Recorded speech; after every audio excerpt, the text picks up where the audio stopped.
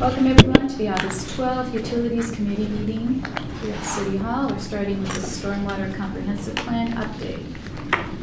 Okay, thank you. And again, this is a very robust agenda. And we'll get through it as efficiently as possible. And we'll have to determine what actions will come out of this. So at the last meeting, and that's what you have in the packet that I put this in here. At the last meeting, back in May, I think, we actually had the full framework document that the mayor and council had asked us to put together. What we determined, originally, it was requested that staff could prepare a comprehensive plan for storm drainage. So Zach and Thomas and myself, and I think Mike, I don't know if you had any involvement in this, had put together the beginnings of a comprehensive plan, but at the end of the day, it was just a framework. We realized that we do not have the staff or the time or the expertise, quite honestly, to put together an actual comprehensive plan for the storm drainage utility, which is needed. And so we've taken this framework, and this is just really kind of an update. And so Jackie Brown, who is now our utilities manager, she's working with Zach, and we've got a timeline which is looking at 2020. So we're looking at the biennial budget, getting with NOAA, and at least starting letting him know that at the end of 2020 we'll be soliciting, and then in the 2021-2022 biennial budget we will put this task in. We're also going to be needing to update the sewer comprehensive plan at that time, because it's the cycle. I think the last ones we did were in 2016, but we did all the updates in 15 other than water. Needing to speak. Bless you. I hate that. Okay, so that's all that the monies will be in the 21. So the 2021 is where we're going to go back and we're looking at transportation update. Yep. We'll amend that because that was finally a robust that TSI did for us. We'll be doing transportation. We'll be doing sewer. We'll be doing storm drainage, which will be a heavy effort because it's really going to be not an amendment. It's going to be the whole thing. And we shouldn't have, we're really off cycle with water. We were on cycle, but water also has a 10-year instead of the 6. So now that this 17 water system plan that we're currently working on is taking 2 years plus to get done, we're not going to have to do anything with water. We'll have I'm assuming that 2019 or 2020 water system plan is what we will adopt in 2022, which is the next cycle. That's our next comprehensive plan. Every 6 years, 16, and then the next one's 2022. So I don't think we'll have to do anything with water. If we get water use efficiency online with a 10-year cycle instead of 6, then we can go to that 10-year cycle. Okay. But water use efficiency is kind of, they won't let you do the plan for 10 years without having water use efficiency for 10 years also. Right. But even if it's 6, we're still going to be within our 6. So. Right. Anyway, so this is more of an FYI. And also, just to chime in here for the comprehensive plan, yes, we're pushing that into the next budget cycle, but the downtown corridor study that's happening right now, we've got the grant money going towards, that's going to be a big step and a big piece of future planning, because we'll understand a lot more of downtown. Right. Okay, so that's... The big thing is funding for that, right? Right, but we do actually have storm utility funding in the storm fund. So we should have money to be able to accomplish this task. And, you know, in storm in general, we are addressing CIPs. I know that was always a concern of the council. They're like, hey, we want to not just do studies, but we want to do actual CIPs. But Tremont, again, is a reminder of, it's a huge CIP, and we paid for that that had no collection, conveyance, or treatment. And now for both systems, the Johnson and the Ross Creek, we have enhanced treatment, storage, collection, conveyance. We've also got the Annapolis Creek design, 60% design, I think. We're doing this downtown study that we got the grant for. So we are using those dollars. Yeah. Good. Okay. Geiger Blueberry. This was a request from West Sound, not on water retail service area. That's a different conversation, but for sewer. And so water retail area is an actual defined boundary that's coordinated through the state's coordinated water system. It's the regional coordinated water system plan. Right. So there's a regional plan, and you have a defined retail water service area. So changing your water area is a bit more challenging. Changing sewer is what makes sense, and it's just between us and West Sound, or us and the city of Bremerton. And in this particular case, there were some recent meetings on some development within the 390 zone, water zone, that also has some overlapping sewer. And so we met and decided that certain developments were going to go certain directions. And I think, correct me if I'm wrong, guys, but we decided that the Geiger 37 lot subdivision, that they're going to put a pump station down there that's going to take care of both Andazio and the Geiger and pump up to West Sound, but that the Glenmora project, which is this getting larger and larger every day apartments above Bravo Terrace, it's going to go down through Bravo Terrace, and they'll end up rebuilding that pump station at Bravo Terrace. So this is really just a cleanup of Just the to help, boundary. if you're looking at your figure there, originally platted, which Blueberry, of course, was platted before it was annexed by the city. And so Yes. now it's being built right now. And the original plan was to have a lift station up in the northwest corner. Well, this development that was in our area would have had to put in a lift station of their own. And then it would have had to go down and would have impacted our lift station down at Bravo Terrace. And that's why they kind of reached out and said, well, it doesn't really make sense to have two lift stations within 300 yards of each other. It made sense for both.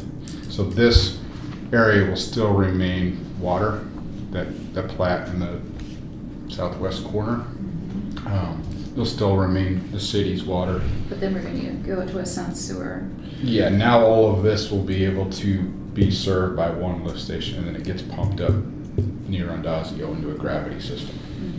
So I don't think this we've adjusted sewer in the past. We've never had council approval to do it. It's just administratively staff working with staff. So I'm assuming this will come up at SAC. So I think at this point, is it on the SAC agenda? The agenda's on. Okay, so this is going to be on SAC.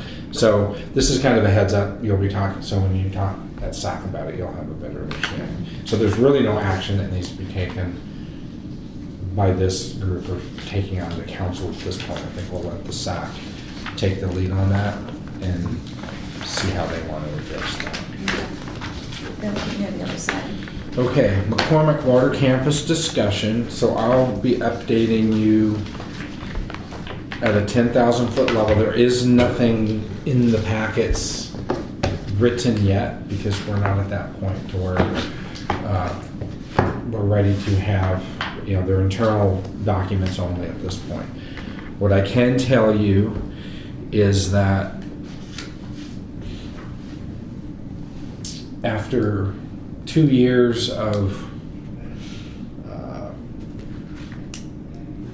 meetings with the McCormick communities and a lot of false starts, I would say that at this point, that based on the fact that the city did issue a moratorium,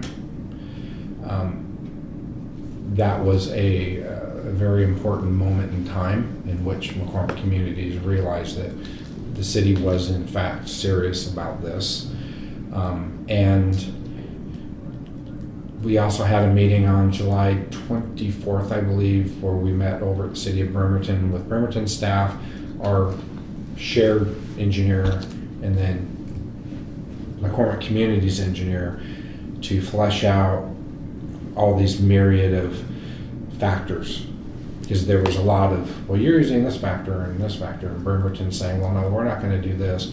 So we had a 3-hour meeting, I think. At least. And what came out of that is a memorandum, which now both the City of Bremerton, City of Port Orchard, and McCormick Communities all agree upon. That will be made available at some point in the future. And in that agreement, everybody agrees to the numbers, the peaking factors, Well, how did you decide on that? Because the information was so different from member It was just sitting down and really having a conversation. Hammering through I think Nick was bored stiff because it was like, he made a comment about something about engineers. I see, so the agreement was on which data to accept as being, Yeah, which peaking What you're factors, using. which equations to use, because there's a lot of different, those numbers can nothing move, aligned, right? yeah. So that was a huge meeting in two regards. One is everybody agreed to ultimately what the numbers were, and HDR prepared a subsequent memo that BHC said, yep, we all agree. Okay. So that was huge. But the most important thing that came out of that meeting, and if you will recall, even during our public hearing for the moratorium, McCormick Communities said, hey, Bremerton, they're just going to keep filling it, right? Well, I just had a conversation with Bremerton earlier that morning, and they had said just the opposite. So the important thing, and I opened that meeting with, we're hearing two different things, so we're going to get this resolved. And we're not going to walk out of this room until A, we agree to the numbers, and B, we understand fully what Bremerton is or is not going to commit to. And so what came out of that meeting, which I think is more important, is that McCormick Communities came out of that meeting realizing, I think for the So first we're- time, that it isn't just a storage issue. Yeah. It is a source issue. Yeah. And so I would say the McCormick Communities Agreement, which is now a source and storage Yeah. conversation, but before it was just, we'll build a tank in Bremerton, keep it full. Well, what we found out was Bremerton was like, no. The 580 agreement said we're moving away from shared facilities. We're not here to provide you water. Sorry, but we have our own customers to worry about. We'll do something on an interim if we have guarantees. And so this agreement with McCormick has assurances on bonding and timelines, and we're working all that out. So we're really, and we've got a commitment back from McCormick that they fully understand this now, and they're committing to build this water campus. So has Bremerton changed about how much? That's one of the Are we last waiting on pieces that? that we're, well, I'm writing a letter right now requesting for them to agree, because Yes. now we've come up with a number. So the McCormick Community Agreement, they're finally looking at, remember we had the conversation about the ULID Yeah. 2 years ago? Yeah. They're finally looking at, hey, we should probably do a ULID. The City of Bremerton ILAs, I think the steps are, we're gonna get this agreement with McCormick Communities, we'll get, right now we're looking for an agreement to agree that they'll provide water for a defined time period at a certain rate that will allow the 580 existing tank to operate as nested. There's another piece to this, which is South Kitsap Fire and Rescue, Yes. that they've agreed that for a defined time frame with assurances, the same assurances, that they'll allow us to nest in the 580 for a defined time period, given that Bremerton will provide a new acronym that we created, which was Seasonal Firm Peak Day. Because we don't have an issue in January, February, March. We don't need a lot of water keeping the tank full. What we're really talking about is August, September. So it's seasonal, but we need a firm, and it can't be, they have to allocate, so that's why it's firm, and then it's a peak day. So what we're going to be requesting is a seasonal firm peak day, SFPD, for a certain amount of time that satisfies the fire district, the city of Port Orchard, city of Bremerton. And given that, then McCormick will, their agreement will establish a time frame in which the water campus will be built. So I can only think that the moratorium and the subsequent meeting we've had has finally pushed this thing off top dead center.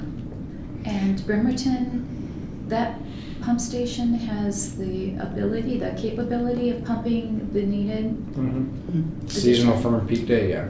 Because at one point, it seemed that it was limited to how many Well, gallons it could actually. No, they can pump 1,800 gallons a minute. Okay, but they were going, why? But there were earlier conversations saying we needed 1,600 or something, and they're like, no, we've got to provide water to our own customers. So I think I'm optimistic at this point that, again, with assurances, that we can get an agreement to agree on a seasonal firm peak day.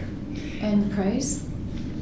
Well, that's worked out with the water main that we own and the reservoir that we own, that they'll actually purchase through the water, and we still have to look at the rates if they're going to do that as retail or wholesale. So there are a lot of details to work out, but I can say that where we're at in this whole thing compared to 2 months ago is night and day. Sure. I think it's really making progress, huh? Oh, much so. I think it's really important too I think Mark's kind of downplaying this seasonal firm peak day, but normally a water agreement will say uninterruptible supply. And Bremerton just was not going to budge on Right. having that language in there. So Mark very creatively came up with that acronym to get around that. So, yeah. Yeah. No, it was they weren't going to bite it on uninterruptible. Legally, that's a whole different thing. Right. So there's hope. I mean, Well- this is really a big change from, say, a couple of weeks ago even. yeah, it's changed dramatically. So I've got a letter that I'm preparing right now that's going to basically just ask them to agree. Which would then, we would be able to lift the moratorium? Well, Or, When the things are built. okay. yeah, but there's other things we're working on, like the splash pad. We're looking at McCormick's looking at paying to retrofit that as recycled instead of through use. Well, through the irrigation isn't anything compared to the splash pad. The splash pad is the big user. Wow. So for a fairly nominal investment, we can retrofit the splash pad to recycle, which would then gain them additional ERUs. So we are And would working. that fit health Yes, department Yeah. requirements? Yeah. So recycled water that kids are jumping Chlorine. through? With treatment. with treatment. Cooking. We're going to have to add a sand filter, basically. So, Something. and we looked at that initially, but remember when we were looking at designing the splash pad, it's right when Bremerton was having issues with their fountain park. So we just said we're not going to look at that. That's right. But we also didn't realize how much water was going to be consumed through the flow-through system. And so we're looking at doing a retrofit that will meet. Why is it free? We should put a meter on it. Let them pay for the water. Well, that's a different conversation. Yeah. It's $1 a minute. Yeah, that's a whole, like you gotta plug in the quarter. Yeah. Yeah, no. Anyway, Smartphones. yeah, we're working to be able to free up McCormick's ability to at least the lots that they sold, that the builders can build on those. I think that's their biggest concern is from a legal perspective, that will at least clear that and they understand. And then And the time then the frame it's gonna incentive. work. Well, it just allows that potential litigation against them to go away. Sure. They then focus on the water campus Yes. because it affects not only McCormick West and McCormick, but also McCormick North. And they want to get going on McCormick North. So anyway, so I can only say that it's very positive news on this whole thing right now. But more to come. Okay, let's get to the utility department work plan update. So Jackie's drinking from a fire hose. I think we all are. I'm having to jump back into water, sewer, storm, where I was able to focus on Tremont for the last 2 to 3 years. Bay Street, but having to get back into more utility stuff here for a while. We've got the operations manager that's now, we're working out who's doing what between operations, utilities, and the foreman. So there's a lot going on, but at the end of the day, once this heavy lifting is done, we're going to be much more efficient. So we're very appreciative that council supported that split of that amalgamation of the utility manager, public works supervisor position. So I guess with that, Foster and water rights, what I can tell you, and Jackie can feel you maybe more because she's going to be taking the lead on this. What I can tell you is we were able to rehire the water rights attorney through selection. That will be on the 13th of August. It will be on the 20th. That's right. We have our work study next is canceled. Right, we just have two business council meetings. meetings. It's on the 20th. So on the 20th, we are going to have both Thomas Pores, that's the water rights attorney, to continue with that water rights activity, which includes Foster and all of our water rights. But we also did an advertisement. When Thomas left, there were a lot of things that he was doing in Foster and Well 13 that we couldn't afford to lose momentum in that because it's huge. And I think we talked at the last meeting the reality that the legislator, doesn't matter what wells were in line and permitted, the legislature pretty much killed all that. And we're very fortunate to be in Foster, and we can't let that slip. So there's a shift of a body of work from stuff that we were going to try to do here to a consultant, a team of consultants. And I think we would have ended up having to hire a number of these consultants at some point for story bomb augmentation and some other things. So we're just getting out in front of it now. Now it is going to be a big financial addition. We're already working with NOAA.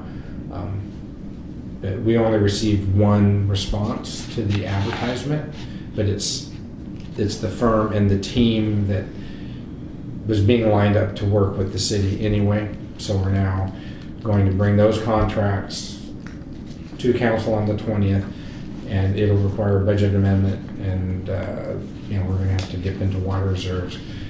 But it's hundreds of thousands of dollars worth of work, but it's absolutely critical. Does this have to come out of the utility? Yeah. But it won't come out of the Well 13 project, the loan. That would be a different problem, and it's not. This is overall. It's Well 13, Well 12, Well 11, Well 5, 6, 7. The Foster is focusing on 12 and 13 because those are the ones that have the stream. The net ecologic benefit in time in kind, changing that to what Foster is working on. I guess that is using the net ecological benefit instead of using the in-time in net kind. instead of in time in kind. So the funding for this, then, we don't have the funds, do we? We have the funds. We have enough for They're this, but that takes our reserve down? What does it? It'll depend on our reserves. Mhm. And are we talking about a rate increase suggestion?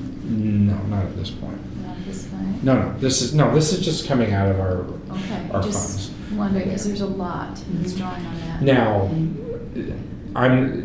don't get me wrong, at some point when we start looking at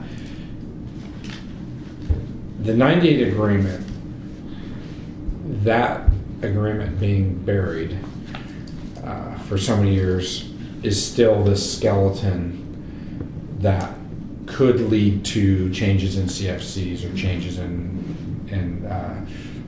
rates. I'm not going to lie. We just don't know. One of the things we are going to be doing is we're almost done with this water system plan update, and now that we have commitments from McCormick, and they're going to potentially do a ULID. And once all that's worked out, and that's why we're not going to be able to finish the water system plan until we get these agreements in place, because depending on where those land, if they go down the ULID piece and they build this infrastructure that was, according to the 98 agreement, ours, that's going to be tremendous from the standpoint of at least just rates. CFC's,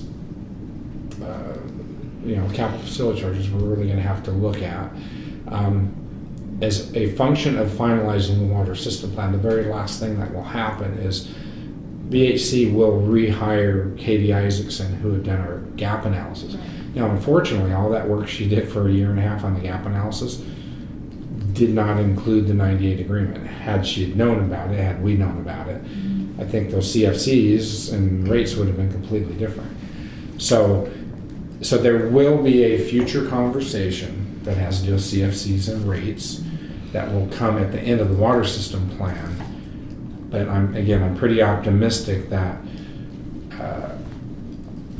if McCormick goes down this ULID piece, then that's going to keep things fairly straightforward on rates. You've got an idea that people are very concerned about that. Oh, absolutely. And that it appeared to be such huge increases because we are behind the ball on really getting that going. In the first place, that was being kicked down the road, and then all of a sudden, we had to catch up. Well, and I guess in talking about rates, I want to remind you that, when I came here in 2008, I think we were paying, like, the average bi-monthly bill for water was like $46. And the city, before we even hired Casey Isaacson, we raised water and sewer rates twice, just doing an internal analysis. Right. And even at that time, we had a certain rate, and the council chose to cut that number in half and then ramp it Yes. over a 6-year period, which Yes. really doesn't get you anywhere, right? Yeah. It's So freaking- that's why we ended up hiring Katie Isaacson. The other thing that happened was, so you had water and sewer rates that had been suppressed for decades, Yes. hadn't been addressing any of these capital needs that should have been started decades ago. So we were playing catch up. We still are playing catch up. I mean, when you think of the $44 million that we did this last 2 years in parks and transportation and water, with Well 9, Bay Street, Rockwell, McCormick, Tremont, that's historic. Right now, you think there is no letdown. Now we've got Marina Pump Station, McCormick Pump Station 1, McCormick Pump Station 2, Well 12, Well 13, Well 11. This next big push from the city is going to be all utilities. But people look at it, when Storm was added in, that was a big thing that Right. misunderstood. And and that's what I'm getting at is, so you had years of deferred, then you had a new unfunded mandate thrown on top of it. Right. And so you had a very quick acceleration to get the city from really suppressed Yes. rates to operational rates. And that was a lot of hard work politically to get to that point.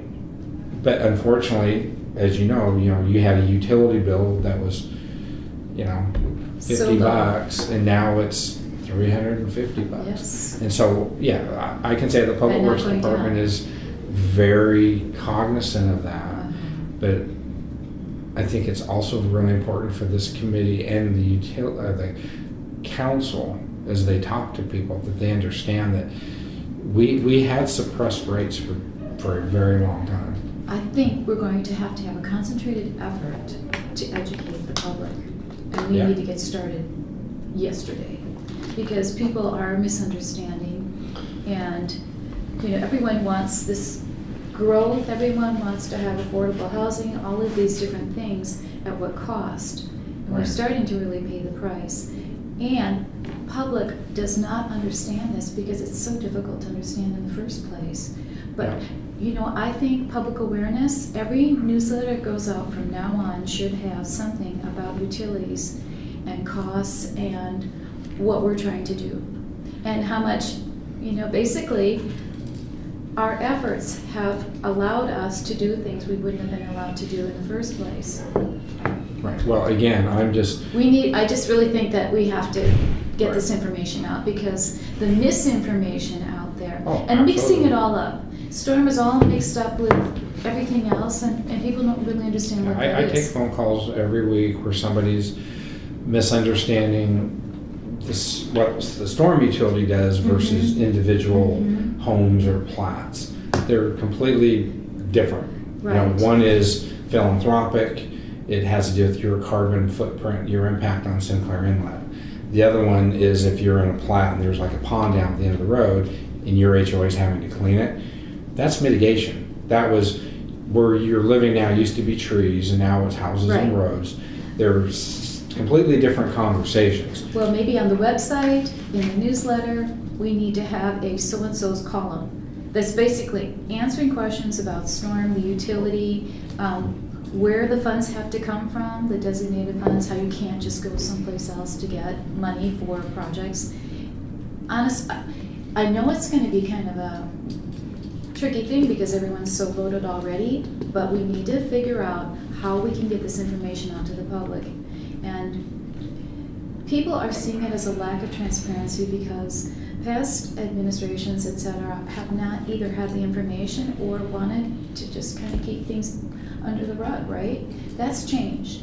And I think that we have never been as transparent as we are now. No, we're very transparent. It's amazing, but the public has to catch up to that, and also we have to all understand that going into the future, our utilities are going to be much higher than they are now. If we live in this state and we're working under the regulations, not every state is doing exactly what Washington is. The public has to know that this is one of the prices you're going to pay for living in this state. Is these incredibly high utility bills and what we can all do to keep them down or whatever. But we have to, the council can't just be the one trying to educate the public. I think this is a city effort. Oh, I agree completely. And again, there's a lot of misinformation out Yes, there. yes. But there's also, I think, what we're finding is that And people may They're- vote differently if they understand some of this also. right. You if they- know, if I they- mean, there's part of this that how much of this should the public be taking on? And, you know, it has to do with laws, it has to do with regulations, what's reasonable. We all have different ideas about this. But when it comes to transparency, the one thing I can say is there have been too many decades, and I don't use that lightly. No, I know. There have been too many but- decades of deferred maintenance Yes, and not a true understanding of the system. right. And there's a certain amount, you know, the ignorance is bliss. There's a certain amount of bliss that comes from not knowing what you know. Mm-hmm, But now that we know, mm-hmm. I can honestly say that the city has deferred decades of infrastructure improvements, and not unlike other cities. Lots of other cities, they're in all in the fact. same boat. Yes. Even if they had known, they wouldn't necessarily have the funding. Right, And so we're talking about, first you need to spend a lot of money to actually know. mm-hmm, And then once you know, then you have to have the money to act. right, And we're right in the middle of that right now. right. Do you So- think putting a narrative like that on the website would help? I think it would, but do you think that you could refer Yeah. people who call or? Well, Because we don't have a timeline that explains this on the website. Well, we're We have finding out what it reports. means ourselves. I know, but Right. what it But- would be nice if we had a narrative Yes. available and we could say, we put this information here. yeah, I mean, I think that's a piece that the mayor and I need to work on. Mhm, Um, mhm. so- And actually, you know, Mark, when you, back in the day, went out to McCormick Woods and you were having those meetings out there, and that was regarding pumps, you know. Yeah, the conversion of the Yeah, pumps, yeah. right. That went a long way towards taking care of misunderstandings And I almost think we need to carve out some time in the future when we get this down a bit more to have those kind of meetings in different places to help alleviate some of the misunderstandings and to let people know. You know, it's true that if you're going to be living in certain cities, you are going to be paying a higher price for catching up with infrastructure. But I actually think it's every city. Where can you go? I'm on the more, Public right? Works Board, and I can say that, It's every city. and that's why I'm representing cities, Mhm. is that we all have something in common, and that is we all have the rhinoceros in the room, which Yeah. is neglected infrastructure. And again, you can only eat that rhinoceros one bite at a time, and that's what we're doing. Yes. So, okay, so Foster again, we're gonna be, you'll see 2 consultants, Robinson Noble with a number of people on their team, and then Thomas Pores to continue with the water rights conversation and as it relates to Foster, but then water rights citywide. And Jackie will be continuing with The watershed pushing restoration. this Yeah. watershed restoration, pushing this ahead. And so in your packet, there's some key talking points for Foster and Pilot. And then there was the timeline. I think Thomas Pores had put this time frame together previously. So this is this is really like Jackie's priority, and of course mine right now to get these contracts going. But we've got to keep Foster moving. So. If I could add one thing about that, one thing that was really exciting to me that I discovered when I, by phone, attended the Washington Water Utility Council meeting. Kitsap PUD has kind of taken the lead with USGS as far as the groundwater model for Kitsap County for our subbasin. That was the one that we 15. contributed that $10,000 Yeah. over a 5-year period. Mhm. Yeah. So the initial results of the model show ridiculous connectivity in groundwater. For instance, if we are pumping something over here, that it shows an effect on the Union River. I mean, way out there. So PUD is saying, that model was created for a different reason, and we're trying to use it for this reason. So what they're doing is they've shut off their main wells and turned other shallower wells on around it for a year. They're doing this pilot project to understand how in reality it works, basically trying to calibrate that model. And so that's really exciting that they're doing that to challenge the information that's coming out of that model, because it was pretty detrimental to our. So what they were saying is because a well could affect some other place, then Well, they that's were going to put limits on how that- much could be pumped.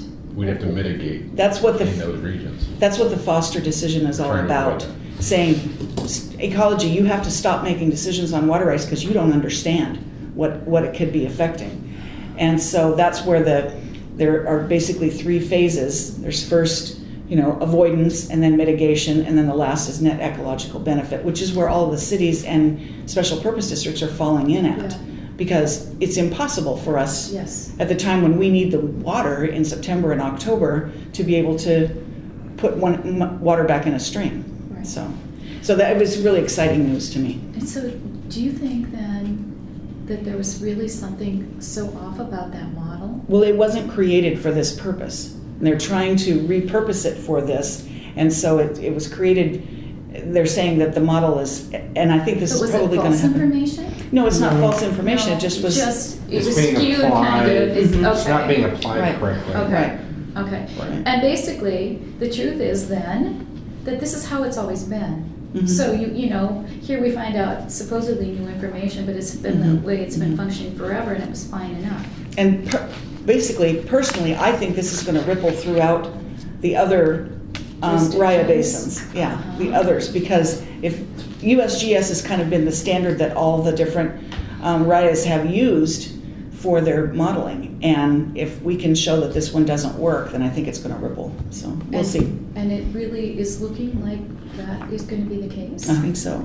So Why, far, very especially preliminary, very And that preliminary. experiment is something that's really going to Mhm. improve quite a bit. Mhm. When did that get started? A month ago. A month So, and they're ago? going to do it for 12 months. Boy, that'll be fascinating. Can you keep us posted? on that? Absolutely. Okay, do you want to add that into the thing as a YRA 15 update? Maybe, is this specific to YRA 15? Yeah, but I kind of see Foster and Oh, the we're going to. Okay, well, let's watershed just, restoration. I'd like to keep the track whole of that. thing okay, well, That's let's, really together. good. So let's just foster and then just call it YRA 15. We'll Okay. just do updates. Okay, Okay. thank you. Okay. Okay, well, 13, we've got, so we talked to Noah and the mayor about needing to keep Foster moving ahead, some additional money. We've also, well, 13 was originally thought to be, what, 1,000, 1,200, 1,500 We feet? thought about 1,400 feet where we would hit bedrock. Right, Again, updating the USGS model, because that was, the model showed bedrock at 1,400 feet, which means And we're stop down to drilling there. 2,000? We went past 2,000 feet and did not hit bedrock. But we did find some, we're looking to dialing into 2 separate zones between 1,550 and 1,900 feet. So we So the feel good news about is, production. that so the we're good at. news is we feel good about production. The bad news is we've spent a little bit more money to get there. So there'll be a change order on the 20th. Yeah. I don't remember, did I do that? I haven't done that staff report. Do you have an idea of how much? Is it all in here? Yeah, it's all, there's a breakdown you have in your packet of all the well 13 costs, but for the well drilling, it's approximately $475,000 in addition, so that includes the extended depth of the pilot, which you guys have already discussed in the past, but now to increase the length of the casing and modify the screening of what we're going to be using down there. This is the projected cost. But this, I don't think this goes to council because So it's, 67 we have, It does.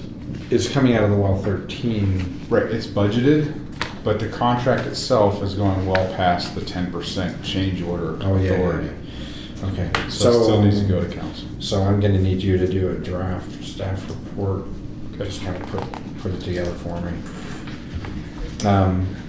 So again, the good news is we didn't drill a 2,000 foot well and come up empty. That happens sometimes. Mm-hmm. So. It happened in this region, yeah. So we did this as a pilot hole.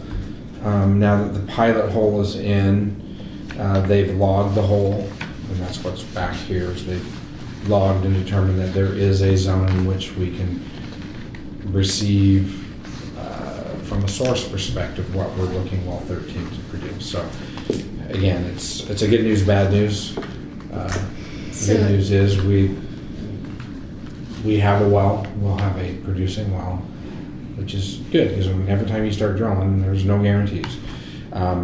It's just gonna cost a little more. But again, this is funded through the loan. About a million over minus what I'm looking at. $500,000. $500,000? 44.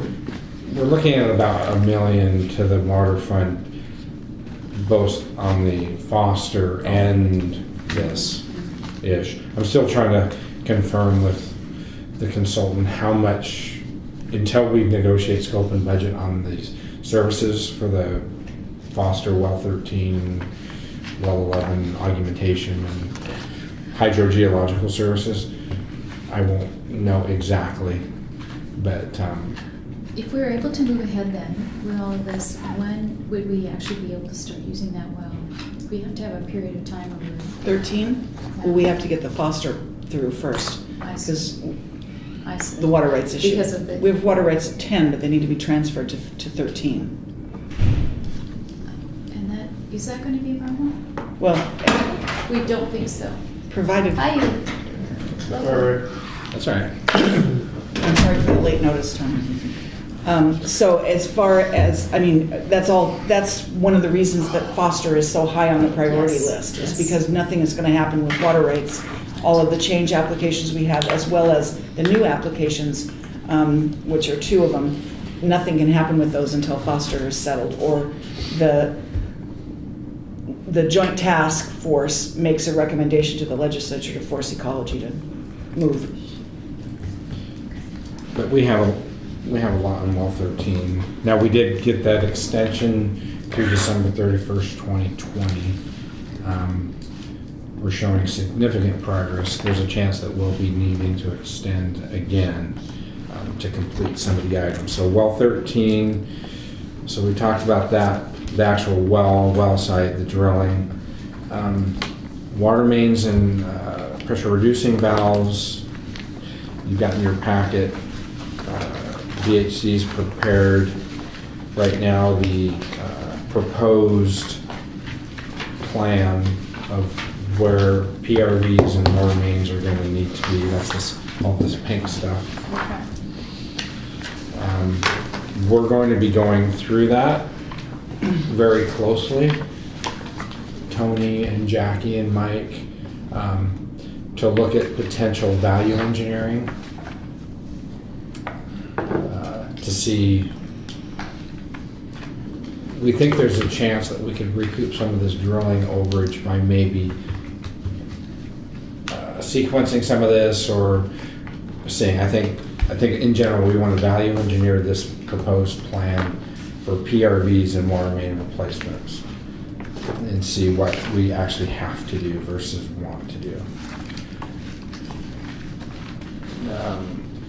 And so that's the mains and PRVs portion. I guess, is there anything you want to add to that, Mike or Jackie? Well, not at this time. It's so preliminary Some now. more, yeah. This is just letting you know that we're Generally, I'll just say that when you change the way you run your system, which now we're gonna go from bottom up to top down, and the idea is we're putting in these PRVs, it's gonna affect some of the areas and their fire flow capacities in this corridor, and so there's a lot of 4-inch mains out there that, you know, it's not necessarily that the pipes are leaking, but to get capacity, you needed to have an 8-inch main. So there's some areas that our consultant is trying to say, hey, you know, this is the best way to, you know, help your system.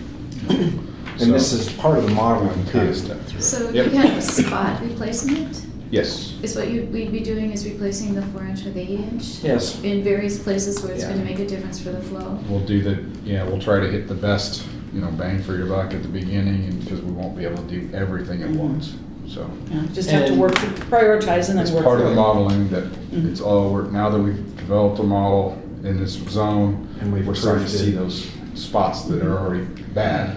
This is the first time the city's ever had a model of a water system that's actually not only been modeled but proofed. We spent the early summer, late spring proofing that model, and that's ultimately what led to the understanding of where we were at with the reservoirs. What are we gonna use for the 8-inch mains going forward? What kind of material? Duct Duct line. liner. Okay, Yeah, we've got some AC and some cast out there that I was wondering. needs to go away. Yeah. But we also have just water main replacement that where we get mushy AC in and it breaks and we've got to fix it, or we get a crack. In those areas, it doesn't really make sense, I don't know, to expand. We just fix breaks. Mhm. The main replacement, we're going from A to B and we're putting in a whole new 8-inch pipe. This is something that would take years. Mhm. Yeah. And this is the preliminary nested plan, right? Because they're gonna redo this based on a Stacked. stack. That's stacked. Yeah. This one stacked? This was the reassessed one? Okay. Yeah, that's stacked. Okay. The other thing we have on the work plan, obviously, is the Maple Street Well 6, which was part of the original $6 million loan. I didn't print out the whole set of plans. The relevant thing is we now finally have the Maple Street, which we're rebuilding Maple Street. We're still taking that main through the backside of the cemetery, through the cemetery. The biggest change there is we're directional boring that now, rather than open digging. So that's gonna be a better methodology to get that water main from the well 6 site through, because we're still gonna have facilities at well 6, we're still gonna have Maple Street. So this is just saying that we're at 30% with that design effort. And that gets that 260, 390 interconnection viable. Yeah, we're actually pretty far along. We've submitted this for permits. There's a shoreline permit involved because it is above the creek. Really? But the benefit is we are actually moving, there's an existing water main there, and our new water main will be farther away from the creek. And we're not gonna be doing open cut along that steep slope behind the cemetery, so overall benefits are much better. So there will be actual hearing on that in a couple months, but progress is going well. The old main is just gonna be left there and then, Yes. so not to Just gonna disrupt any abandon it. soils or anything like that. We're just gonna abandon that. Mhm. Yeah, that makes sense, okay. The other thing too is that whole road Uh-huh. will just end up being a goat trail. The one that's The old- precariously, Oh, so we don't have, how will that one, there's still one house back there though that? we're gonna get to everybody up there through the new road. Oh, yeah, yeah. We're gonna build a brand new road coming up, and then we shift it Over to the towards east, Mhm. and we come up. And- That's why we bought that house Yes. at the top, Yeah, so that we can cut that knob off and we're going up through there, so. gotcha. Yeah. Well, 11, so well 11 in your packet. So remember that well 11 is the deep water aquifer replacement of McCormick's 1, 2, and 3. Mhm. It was originally designed to just be a replacement well of those 3. And again, if you looked at the old CIP, it was an $800,000 improvement because it was just going to be a replacement well. What you have at McCormick is just a distilling basin and then a small pump shed. And it was just really building a new distilling basin and pump house. That's changed with everything that we're finding out in the 580. So we're moving ahead now with well 11, with it actually being not just a replacement well, but looking at getting additional source, because we need the source in that area. And because of the differences in manganese, iron manganese from when this was originally put on the CIP in 2007 or whatever as a replacement, now this is going to be a facility like well 9. It's going to have ATEC treatment, pumping. I don't even know if we're even going to need a distilling basin because we're going to get rid of the H2S through the ATEC. Yeah. So it's just going to, this is just, well 11 is just going to be a well 9-ish project in the future. And subsequently, it is no longer an $800,000 retrofit. It's basically a $4 million project. So, with contingencies, 5.7. $4 to $6 million, depending on. There's a good summary on page 4 in the packet there, page 4 of that memo, that just shows the components now. So what's the priority though? Which Well, one will be the priority? well 12 is still the priority, Uh-huh. but we are talking, in the previous conversation we had about McCormick Communities, we're looking at some alternatives from both the city of Port Orchard and the city of Bremerton. Bremerton has a well, right now they're providing 2A, which is the water source for keeping the current reservoir full. They actually have a well that's drilled and it's never been online, it's 1R.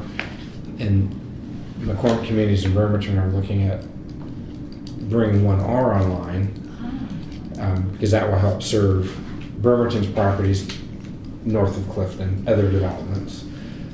And then we're looking at the potential of bringing 11 online sooner, so that then we've got a more robust source in the area. So that when we do separate, Bremerton has 2A and 1R, and we've got 12 and 11. So again, this is an FYI at this point that again, we've been so focused on transportation the last 3 or 4 years. We're really shifting into a major utility paradigm. McCormick Sewer Pump Station 2.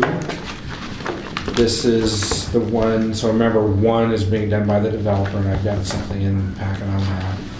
2, this is just to let you know that we are nearing ad ready design. We do have a, what is this, a 90% Yeah, I think that's what we're at. cost estimate. Oh, The 3.6 million. We do have $800,000 that I'm working on the contract for that will help supplement the city's cost of this. That will probably be coming to council approving that contract in September, would be my guess. But again, this is a brand new facility. It's a retrofit, but it's new. This replaces the pump station that was built in the early 90s, back part of ULID 6, that ran sewer from the city out to McCormick in the first place. Because remember, McCormick used to be on a community drain field. Each house pumped their step system to a community drain field in 1994, I think it was, because I was at Olson at the time. ULID 6 ran the sewer, the force main down Tremont, ran it out to McCormick, and built these 2 pump stations. And then remember in 2009, we embarked on the get rid of the step systems and convert to grinders, because that was having a huge impact on this pump station, from both methane and Well, just Just the cost. septic. Just the systems themselves. are the Right, problem. maintaining. The anaerobics were creating odor and corrosion issues with this pump station. And so I would have to say that it was very successful. I mean, we were spending upwards of $75,000 a year just on time, Yeah. doing call-outs, fixing step systems, soft clogs, floats, what have you. I think we probably converted out of the 366 step, maybe 2/3 of them. Well, there's 600, Or, and we're at 300 something, almost 400. yeah, that's right. There's 660. Yeah. So when we're done, we're going to have 2/3 converted. There's still people that, but this is next cycle. We're going back and capturing anybody that didn't want to New convert. homeowners that didn't have the opportunity. Yeah, this is their last chance, and we're going to close. We'll be closing the program here in 2020. And the people who haven't converted are getting that information, so they know well in advance. Yep. This is their last. Yep. Okay. Yeah, I think we've done a pretty good job communicating that. Anyway, so we're going to be going out to ad on this fall. yes. Very soon. Yeah, Permits in now. like summer, early fall. Okay, water system plan update. So I kind of spoke to this earlier. We do have a new water system plan, an actual robust water system plan with a proofed model.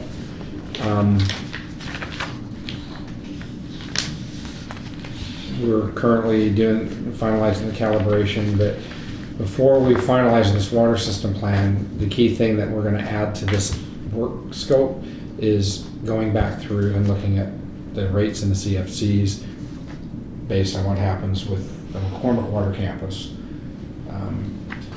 because that'll update the CIP. Because right now the CIP that they were working off originally was from the 2009 water system plan, which we know is not accurate. And because McCormick is looking at taking some of those off of our list onto their list, it's just, we've got to wait until all these agreements are in place before we can finalize this, and Katie can do her final CFC rates gap analysis. So there will be a gap amendment, I guess we can call it. That will be. When do you think Katie's analysis will be done? It depends on how 2021? soon. I would say it'll be at the end of this year. I just talked to BHC this morning about the Chapter 7, the CIPs in the Right. current plan. And they said if we didn't have the analysis from Katie Isaacson, that they could have the plan done in about 2 months, but it'll be probably 4 or 5 with the financial piece. Right. We're looking at getting by this, the end of the year. Yeah. I mean, this is, we're trying to get this done in 2019. Yeah. Again, a big piece of this is going to be ultimately the agreements with Bremerton and McCormick communities, getting those Yes. finalized so that then we can complete this. So we're still hoping to get this done this year. So it'll be a water system plan with a robust model and an updated gallon. Okay, Albertson's pump station. So we're potentially, the history on this, remember, is that Albertsons, when they were constructed, it was their pump station. The city didn't require that to be a regional, designed as a regional pump station. It was just for Albertsons. I disagree with the city's decision at that time, but that's a long time ago. We were able to secure the pump station when Albertsons was selling property. They sold off the gas station. We were able to get the pump station so that we could start maintaining it. And when Rush built apartments, they actually went in and made some minor improvements, but it's very space limited to its proximity to Blackjack Creek. Now that there's some new potential owners of properties that have come to the city in the past, Tallman and can't remember the other. There were 2 major developments on Sydney north of Sedgwick that never went anywhere, but now we've got some very legitimate and proactive applicants that are looking at buying those properties and moving ahead. How far do the city limits go there? The city limits go all the way to Yamamoto Nursery, south of Albertsons. Oh, okay. So what we're looking at is, instead of looking at the good news is, instead of Albertsons being this new regional, let me back up. Remember when Lowe's was built? Yes. They were going to be the regional pump station, and that pump station is actually sized for that whole JPA joint planning area, which is that Sedgwick Sydney area. They even have a latecomers agreement in place that has all the way over to McCormick East and Stetson and all those properties as non-contributing benefited areas. That was a really poor choice by Lowe's and direction by the previous public works director because of Blackjack Creek. To have that whole area thinking you were going to get across Blackjack Creek was ill-advised, or is ill-advised, was. So Lowe's is going to be Lowe's, and the only thing that's hooked into it so far is Seebeck Pizza, and that's really all you're going to see. Unfortunately, they built a bigger pump station, but I don't think, there's no harm. They're not having odor issues or anything. But that bodes, what are we going to do for the JPA? It's not going to Lowe's anymore. And so right now we have a potential, instead of Albertsons being this pump station that gets everything up to Cedar Heights, is these proponents are all getting together, all the property owners. We had a meeting where they're very seriously thinking about building a regional pump station down Krieger. There was Tallman and Krieger were the two, and then Dick Brown and Mr. Ron Rice and Stetson, and they're all getting together looking at, let's put a new facility there by Krieger's property, Ron Rice's property. And so what this memo is just what we're going to call the Sydney pump station. Is we've had BHC look at the feasibility of, and you can see on the map on the second page, the Albertsons pump station, the Lowe's pump station. this new Sydney pump station that they then would pump up to the Pottery pump station. So if this happens and they build it as a ULID amongst themselves, this will be a huge benefit to the city. Because that JPA, quite honestly, that joint planning area was a punt. It was like, in the sewer and the water plans, in the earlier plans, they called it the JPA. And to me, what the joint planning area was an acronym that meant we're just not going to deal with this now. We're going to deal with it later. It was the quintessential. We're just going to procrastinate, and that's how they were defined as this area to be studied again in the future. So we're really honing in on this both from a water standpoint and a sewer standpoint, and we're actually now looking at a tank. We have to build a water tank off Bethel and Sedgwick, where well 13 is, looking at getting that new tank moving ahead to serve this 390 pressure zone and then having this pump station. So again, fingers crossed that these property owners all join together and this Sydney pump station becomes a reality as a non-city project. And then the Marina pump station, we're at the point where, and I did bring this to council back in June, I believe, that we're going to try to accommodate as much of the downtown redevelopment as we can, and we're still pursuing that. And there was good news that the Kitsap Facilities District really ranked this as a #1 project.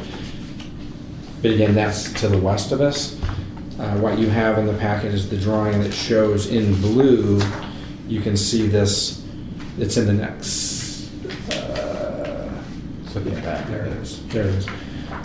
So you can see the pink, which is attached to the green. The green box is the existing pump station. The red box is additional storage.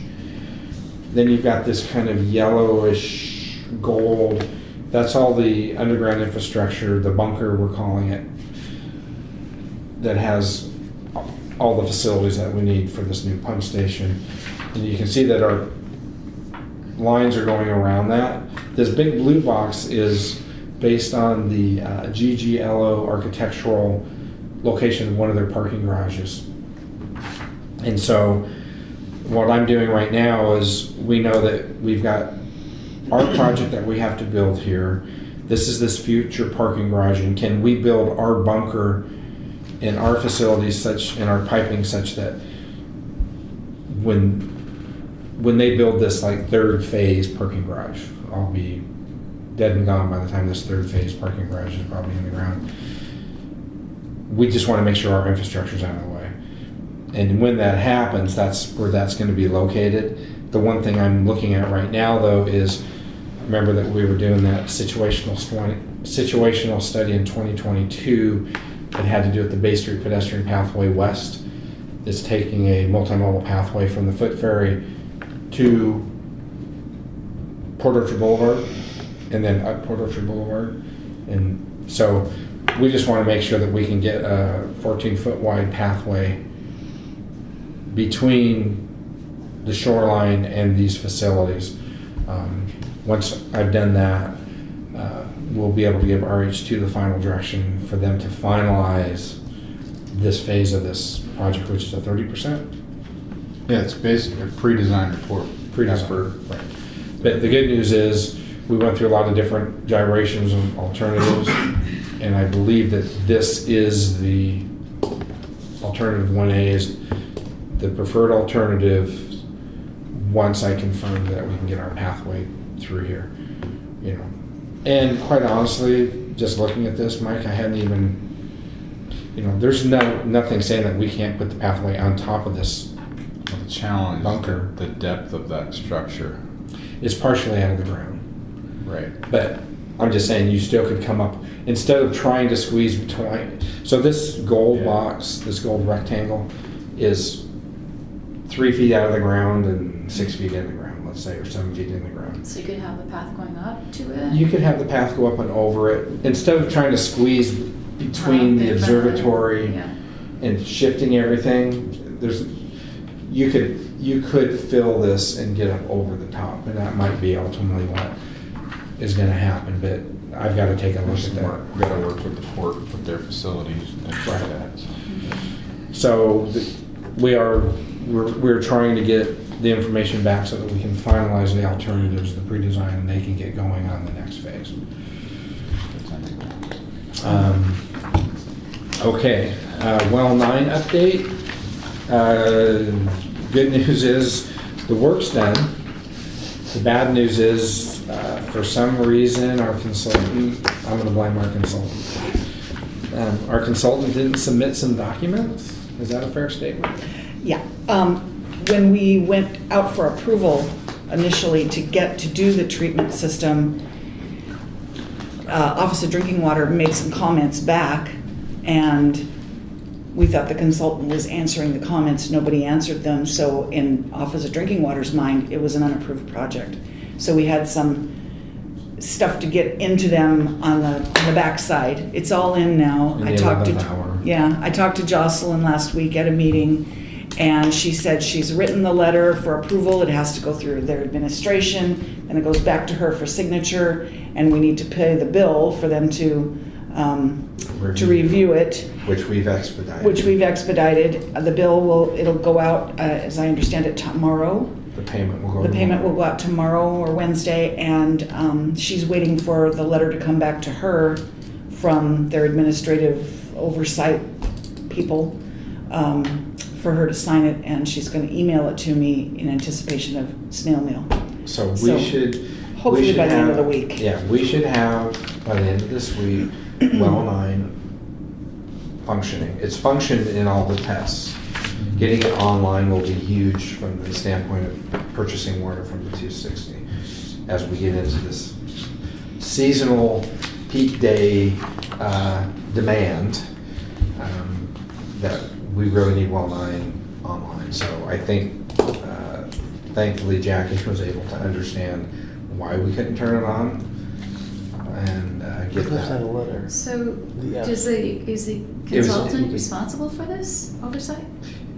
Who knows? Misunderstanding what? It could have been How much? consultant Is it a in the huge city. bill? I'm sorry, what? Is it a huge bill? The bill isn't the issue. It's not a bill, no, it's the timing. It is. Yeah. The bill we would pay either way. They hadn't been paid I for the see. review earlier on, and then this final review. It's nominal. It's minimal. A lot of the communication should have been done before we advertised the job for construction. And so there was miscommunication between city staff and the consultant about who was doing what. The good Right. thing is, it looks like we're fast tracking and We it's are. going to be fine enough. Was that seasonal flow peak day? Both Tony and I Seasonal have been firm. dogging this Okay. project. We're gonna get it through. Our Firm- goal was to get okay. it turned on before we Firm went is on a vacation different way this of week, saying but that I don't know if that's gonna uninterruptible. happen. Yeah.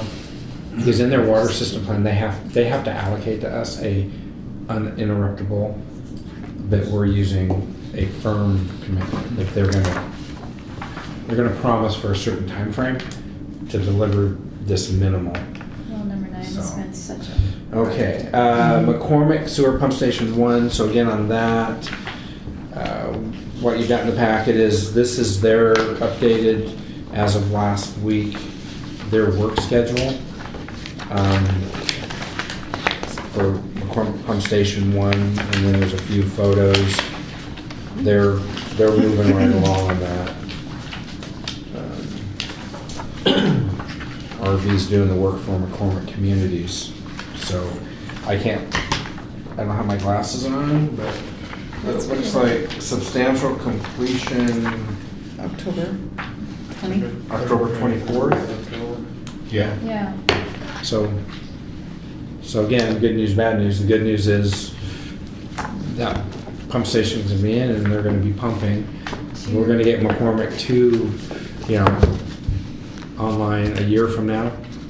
What do you think the construction, if we got to add this fall, it'll be this time next year that we probably have 2 online? Mm-hmm. And then we've got so- the Marina Pump Station. And the Marina Pump Station is, That's where all That's a big boys. one.